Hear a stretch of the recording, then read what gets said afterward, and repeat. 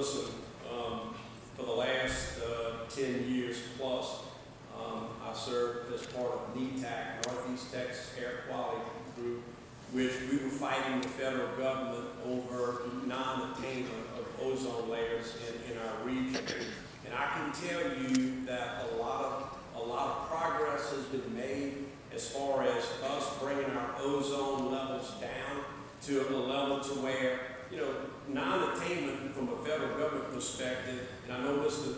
Watts doesn't like to hear about, federal dollars, but he talked about 35% of the state of Texas gets federal monies. I'm interested in hearing what we're going to do to replace that money, and I'm all about that. But what happens when you reach non-attainment from an EPA perspective, it does interfere with your transportation, dollars, and things that we use to support our local infrastructure.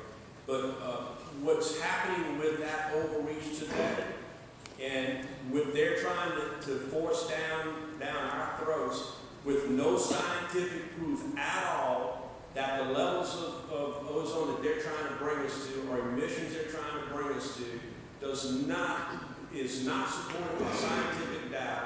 And all of our industries in this area are getting ready to have to spend billions. AP SWEPCO has spent almost $1 billion already updating their coal mines in and around this area, and they have been a big contributor to us bringing our ozone levels down.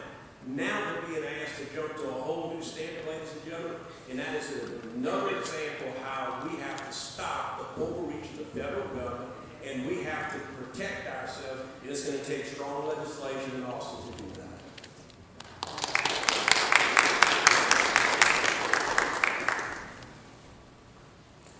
Clarify real quickly, Jay, I know you're pro-life. I know you are. I'm just going by insinuation. I know you are. No insinuation, Jay. I know you're pro-life. But the fact that you don't know what to do with Joe Strauss, who was praised by Planned Parenthood, because Planned Parenthood said, we give our thanks to Joe Strauss, who has worked tirelessly for women and children. That's a concern. We need to have courage to stand up against Joe Strauss. Now the question concerning overbearing regulations. What Jay said is correct. We need to fight back against overbearing regulations. But here's the problem, as I explained earlier. 35% of the Texas budget depends on federal money. And Jay would like to know what we plan to do about that. What we plan to do about that is work tirelessly in Austin to push back against that and change that from 35 to 34 to 33 to 30 and so forth and pressure that down. It's going to be hard for Jay to argue against taking federal money when he has taken millions upon millions of Section 8 housing and urban development money, millions upon millions of dollars of Department of Transportation federal money, because it all comes with strings attached. And it enslaves Texas and enslaves us to the demands of the federal dictatorship. And you know that's right.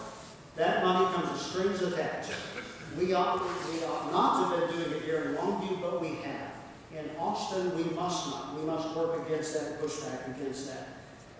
The key is reducing our regulations by trying to free business, by trying to free commercial enterprise to succeed more, to generate, to grow the Texas economy more. We push back on those federal dollars so Texas is more and more independent. That's the key. That's what we have to be doing. Until then, it's just bluster. Until then, it is, well, we should push back. But we never do, because we're addicted to federal law. We have to start